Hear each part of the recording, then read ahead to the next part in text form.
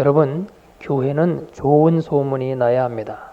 그래야 계속 좋은 사람들이 모여들고 또 좋은 교역자도 오게 되어서 교회는 점점 더 바람직한 방향으로 부흥 발전될 수가 있기 때문입니다.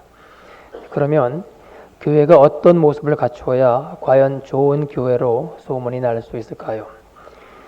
오늘 본문 말씀에 의하건대는 데살로니가 교회에 대한 좋은 소문이 마게도니아와 아가야 지방뿐만이 아니라 그 외 각처에 퍼져 있다고 되어 있습니다. 먼저 7절로 8절 말씀을 봅니다. 그러므로 너희가 마게도니아와 아가야 모든 믿는 자의 본이 되었느니라. 주의 말씀이 너희에게로부터 마게도니아와 아가야에만 들릴 뿐 아니라 하나님을 향하는 너희 믿음의 소문이 각처에 퍼지는 거로 우리는 아무 말도 할 것이 없노라. 마게도니아와 아가야란 지명은 도시의 이름이 아닌 지방의 이름입니다. 그래서 아가야 지방은 지금의 그리스 지역을 말하며 마게도니아 지방은 그 위쪽 지금의 알바니아 지방의 이름입니다. 그런데 데살로니가 교회는 이 가운데 우리 부산처럼 데살로니가만 위쪽에 위치해 있었던 온천 도시였습니다. 이 도시에 처음 복음을 전함으로써 데살로니가 교회를 세운 사람은 사도 바울이었습니다. 사도행전 17장에 의하면 바울이 2차 전도 여행 중에 이곳에서 복음을 전할 때에 경건한 헬라인의 큰 무리와 적지 않은 귀부인들이 복음을 받아들였습니다. 그러자 이를 시기한 유대인들이 괴악한 사람, 소위 깡패들을 동원해서 그 집회를 못 갖게 방해한 기록이 나타나고 있습니다. 그 이후에도 이러한 어려움은 계속 있어서 데살로니가 교회는 핍박과 환란이 있던 교회였습니다. 아무런 어려움이 없는 가운데 이처럼 칭찬 듣는 교회로 자라나는 것이 아니었습니다. 그래서 바울 사도는 2절로 4절에서 이렇게 인사를 합니다. 우리가 너희 무리를 인하여 항상 하나님께 감사하고 기도할 때에 너희를 말함은 너희의 믿음의 역사와 사랑의 수고와 우리 주 예수 그리스도에 대한 소망의 인내를 우리 하나님 아버지 앞에서 쉬지 않고 기억함이니 하나님의 사랑하심을 받은 형제들아 너희를 택하심을 아노라. 데살로니가 교회에는 첫째로 믿음의 역사가 있었습니다. 두 번째로는 사랑의 수고가 있었습니다. 그리고 세 번째로는 예수 그리스도에 대한 소망의 인내가 있었습니다. 이것 때문에 데살로니가 교회는 근처에 소문난 좋은 교회가 되어 있었습니다. 첫 번째로 믿음의 역사란 무엇입니까? 다른 번역에 보면은 믿음에 의해서 영감된 이 일을 하는 교회라고 되어 있습니다. 우리가 교회에서 여러 가지 많은 일들을 합니다. 우선 보이는 바대로는 성가대원, 교사, 남녀전도회, 구역권찰회, 예배시의 봉사위원, 각종 위원회 위원, 그리고 각자 속한 부서에서 그 맡겨진 일들을 봉사합니다.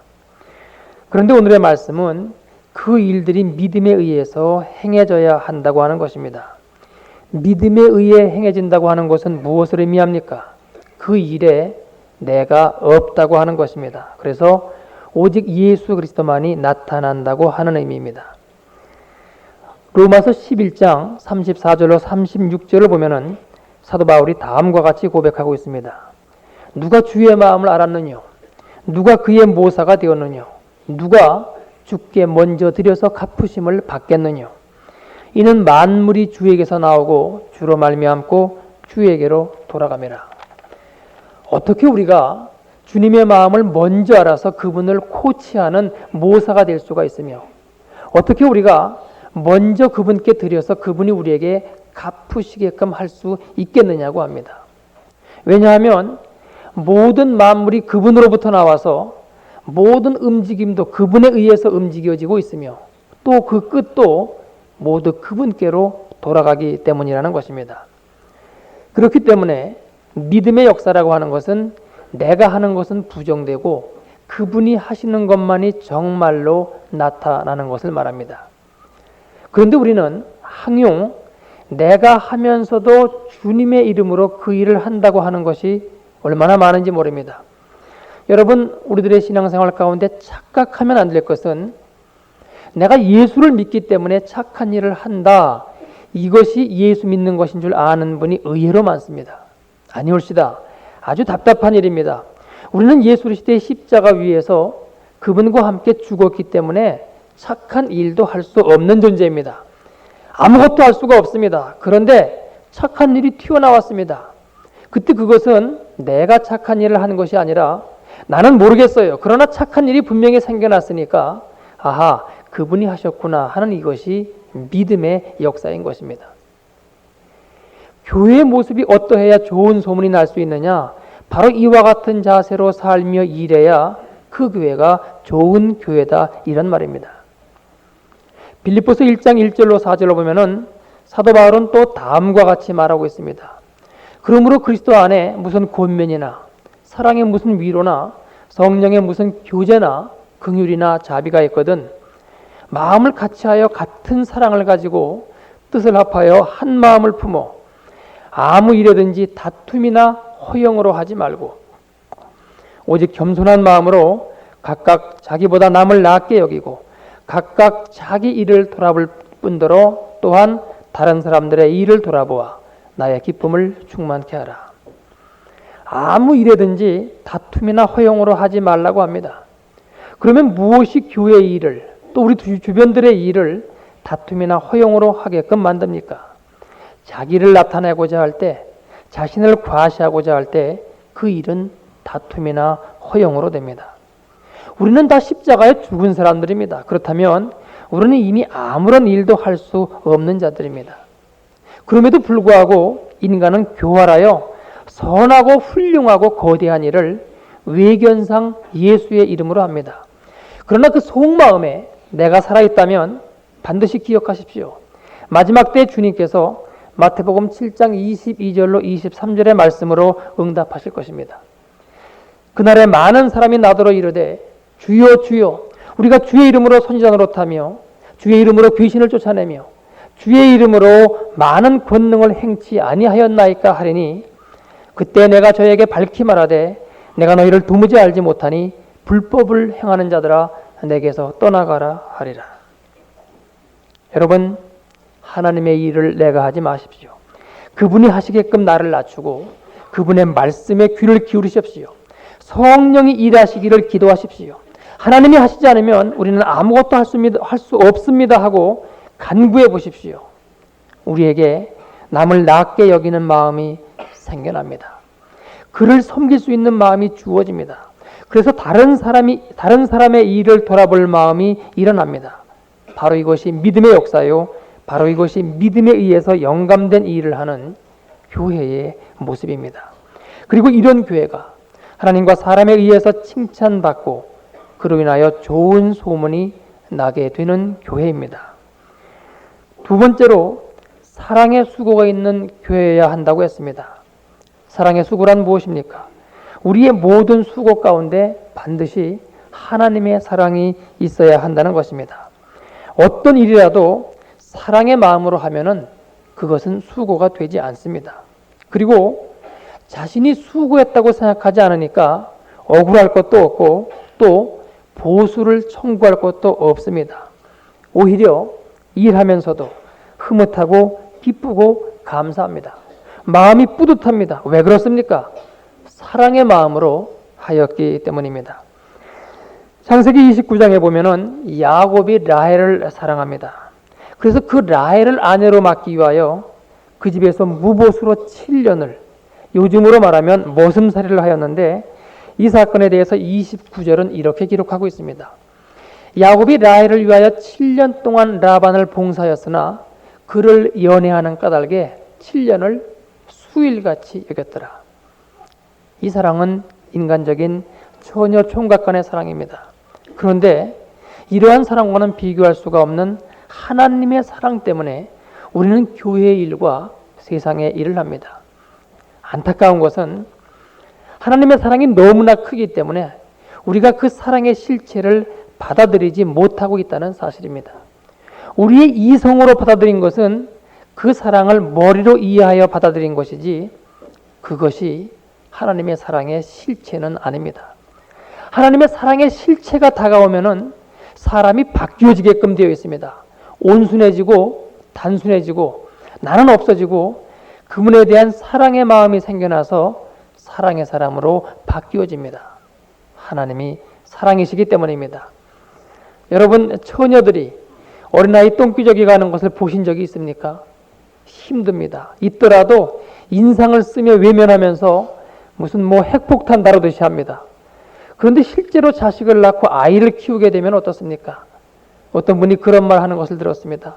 딸아이가 얼마나 깔끔한지 처녀 때 자기 언니가 조카 기저귀를 갈면은 밥 먹다가도 나갔답니다. 그런데 그 딸이 시집을 가서 아이를 낳고는 기저귀 가는 모습을 보니 너무나 천연덕스러워서 물었답니다. 얘 냄새 안 나니?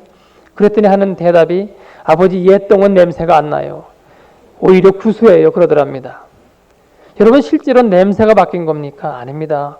자식에 대한 사랑 때문에 그 자신이 바뀌어졌기 때문입니다. 여러분, 사도 바울의 간증을 들어보십시오. 고린도 후서 5장 13절로 14절에서 이렇게 말씀합니다. 우리가 만일 미쳤어도 하나님을 위한 것이요 만일 정신이 온전하여도 너희를 위한 것이니 그리스도의 사랑이 우리를 강권하시는도다. 사도 바울이 어떻게 해서 그 수많은 핍박과 고생과 굶주림과 위협 속에서도 복음 전파를 위해서 그 생명을 아끼지 않을 수 있었겠습니까? 그리스도의 사랑이 그를 강권하고 있었기 때문입니다. 그래서 안 할래야 안 할 수가 없었기 때문입니다. 그러면 여러분, 이런 생각이 드는 분이 있을 겁니다. 나는 그렇지 못한데요. 하나님의 사랑이 나를 그렇게까지 강권하지 않고 있는데요. 아니올시다. 우리 모두를 하나님은 지금도 당신의 사랑으로 강권하고 계십니다. 그래서 우리가 하는 모든 일들을 그리스도의 사랑으로 하게끔 지금도 인도하고 계십니다. 문제는 우리가 그 사랑을 느끼지 못하고 있는 것의 문제입니다. 그렇다면 우리가 이와 같은 사랑의 수고를 하기 위하여 지금 무엇을 어떻게 해야 합니까? 사랑의 수고에서 수고에 초점을 맞출 것이 아니라 사랑에 초점을 맞춰야 합니다. 그래서 우리가 담당하고 있는 수고 가운데 하나님의 사랑을 느끼는 일에 초점을 맞춰야 합니다. 여러분, 이것은 아주 중요합니다. 이 일에 초점을 맞출 때 사람은 교만해집니다. 그리고 그 마음 가운데 평안과 안식과 기쁨도 없습니다. 그래서 하나님 앞에서의 자리를 이탈해 갑니다. 그래서는 그리스도의 십자가가 말과 구애만 있을 뿐 실제로는 그에게서 희생과 섬김의 십자가는 사라져 갑니다. 그러나 하나님의 사랑에 초점을 맞출 때 그는 계속 하나님과 하나가 되며 그리스도의 십자가와도 연합합니다. 그 가운데 그가 하는 모든 일들은 하나님의 사랑의 일이 되며 그래서 그도 그 일도 하나님께 인정받으며 사람들로부터 칭찬받는 좋은 소문이 나는 교회가 되는 것입니다. 여러분, 다시 한번 말씀드립니다. 일이 아닌 하나님의 사랑에 초점을 맞추십시오. 계속 그리스도의 십자가 앞에 여러분을 내려놓으십시오. 오직 그것만이 우리가 살 수 있는 길이며 교회가 교회의 모습을 유지할 수 있는 길입니다. 세 번째로는 예수 그리스도에 대한 소망의 인내가 있는 교회여야 한다고 했습니다. 사람은 모두 소망을 갖고 살고 있습니다. 그 소망이 세상에 헛된 것을 좇는 잘못된 소망이라고 하더라도 어쨌든 사람은 소망이 있어야 살아갈 수가 있습니다. 그 소망이 있는 한 그는 어떤 어려움이나 환난도 견뎌낼 수가 있습니다. 그리고 그 소망에 대한 확신이 강하면 강할수록 그 앞에 캄캄한 일이 닥친다고 하더라도 오히려 더 그것을 새벽이 올 것이라는 징조로 받아들이게 됩니다. 그래서 그 어두움을 참으며 기다립니다. 새벽을 바라보기 때문입니다. 우리의 소망은 무엇입니까? 잡았다 하였더니 없어지고 실제로 잡았어도 또한 없어질 수 있는 그러한 세상의 소망이 아닙니다. 시간이 가면 변하는 소망도 아닙니다. 보이는 것 같으나 실상은 없는 소망도 아닙니다. 영원히 없어지지 아니하고 변하지 아니하며 항상 존재하는 실존으로서의 소망, 곧 예수 그리스도이십니다. 사실 이 소망은 우리의 눈에 보이지 않습니다. 그러나 우리에게는 이 소망보다 더 확실한 것이 없습니다. 또한 이것은 말로만 존재하는 것이 아닙니다. 실제로 능력으로 존재합니다. 정말로 강하고 큰 힘은 우리 눈에 잘 보이지 않고 그 외적인 힘의 능력도 잘 드러나지 않는 법입니다. 남산만한 큰 바위 덩어리로도 서울을 다 파괴할 수 없습니다마는 조그마한 핵폭탄 하나로 이 일을 너끈히 해낼 수 있는 것처럼 예수 그리스도의 소망을 가진 자는 드러나 있는 힘을 가진 자가 아니라 잠재되어 있는 힘을 가진 자입니다. 그래서 바울은 5절에서 다음과 같이 말합니다. 이는 우리 복음이 말로만 너희에게 이른 것이 아니라 오직 능력과 성령과 큰 확신으로 된 것이니 우리가 너희 가운데서 너희를 위하여 어떠한 사람이 된 것은 너희 아는 바와 같으니라. 복음이 능력과 성령과 큰 확신으로 데살로니가 교회 교인들에게 임했다고 합니다. 그런데 왜 지금 우리에게는 이와 같은 복음의 능력, 복음의 힘이 없는 것입니까? 지금 바울이 하고 있는 말을 다시 한번 생각해 보십시오. 우리가 너희 가운데서 너희를 위하여 어떠한 사람이 된 것은 너희 아는 바와 같으리라고 하였습니다. 이 말은 무엇을 의미합니까? 바울이 데살로니가 교인들을 향하여 한 모든 일에 사심이 없었다고 하는 것입니다. 주를 향한 온전한 마음으로 행했다고 하는 것입니다. 그 순수함과 순결함이 복음을 데살로니가 교인들에게 능력과 성령과 큰 확신으로 심어 주었습니다. 여러분, 하나님 나라에 대한 소망은 순전함으로 이루어집니다. 그래서 우리 주님은 너희가 어린아이 같지 아니하면 천국에 들어갈 수 없다고 말씀하셨습니다. 그리고 이와 같은 순전함 가운데서만 복음의 능력은 나타나게끔 되어 있습니다. 복음의 능력을 소유하고 싶으시면 가난하고 순수하고 순전한 마음으로 하나님 앞에 나오십시오. 그러면 그분은 반드시 우리에게 당신의 나라를 이 땅에서 능력으로 허락하실 것입니다. 좋은 교회란 이처럼 예수 그리스도에 대한 소망이 실제로 나타날 때까지 순전함으로 인내하며 기다리는 교회가 좋은 교회입니다. 마지막으로 6절을 봅니다. 또 너희는 많은 환난 가운데서 성령의 기쁨으로 도를 받아 우리와 주를 본받은 자가 되었으니.